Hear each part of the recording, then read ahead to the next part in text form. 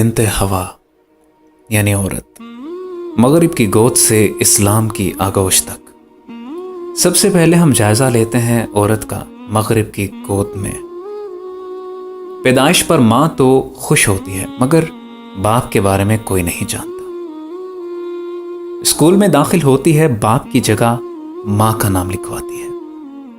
तमाम तालीमी मराहिल तय करती है मगर सर्टिफिकेट और असनाद में कहीं बाप का नाम दर्ज नहीं होता। इस दौरान माँ उसकी एक शख्स से दूसरे और दूसरे से तीसरे के पास जा चुकी होती है। अब इस लड़की के पास दो ऑप्शंस हैं, या तो माँ और सौतेले बाप के साथ रहे, इस सूरत में घर का आधा किराया खुद अदा करना होता है, साथ में ये खतरा भी कि सौतेले बाप के जिनसी वहशत का निशाना बने। दूसरा ऑप्शन ये कि घर से निकाला जाता है। घर से निकलने की सूरत में वो बाहर किसी दोस्त या अजनबी के साथ मिलकर अपार्टमेंट किराए पर लेती है, इस सूरत में भी जिनसी इस्तेहसाल का खतरा। जॉब पर जाती है तो कोलीग्स की हवस भरी नजरों का निशाना।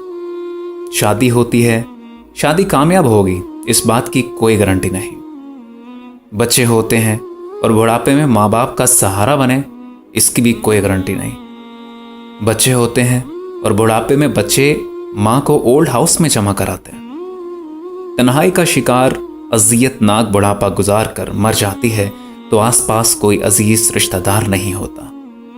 मरने के बाद जमीन के किस हिस्से का माँ बोझ बनी, औलाद को इसका कोई इल्म नहीं होता।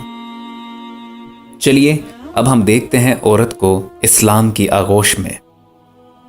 जब पैदाइश होती है, माँ बाप, दादी दादा, अजीज रिश्तेदार खुशियां मनाते हैं। 7वें रोज अकीका होता है, दावतें होती हैं, खुशियों का समा होता है। बाप की उंगली पकड़कर स्कूल जाती है, बाप के नाम और पहचान के साथ स्कूल में एडमिशन होती है। माँ बाप के जेर साया तालीमी मराहिल तय करती है। जवान होती है, शादी की उम्र को पहुंचती है तो माँ बाप खुद बेहतर रिश्ता तलाश करते हैं। शादी होकर माँ बाप के घर से इज्जत और एहतराम और दुआओं के साथ रुखसत होती है। शादी के बाद शौहर के घर में मलका बनकर रहती है। शौहर गर्मी, सर्दी, मुश्किल, आसानी में जो 4 पैसे कमा कर लाता है वो उसकी झोली में डालता है। बच्चे होते हैं तो घर खुशियों से भर जाता है। बच्चे बड़े होते हैं तो माँ के कदमों में अपनी जन्नत की जुस्तजू में बढ़ चढ़ कर माँ की खिदमत करते हैं। घर में एक मुअल्लमा बनकर बच्चों की अखलाकी तरबियत करती है और समाज को कारआमद अफराद मुहैया करती है। माँ का इंतकाल होता है तो बच्चे साल हर साल बाद भी माँ की कब्र पर फातिहा पढ़ने जाते हैं, माँ के लिए दुआ करते हैं।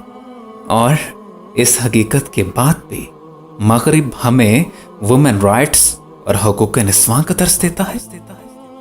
जरा सोचिएगा।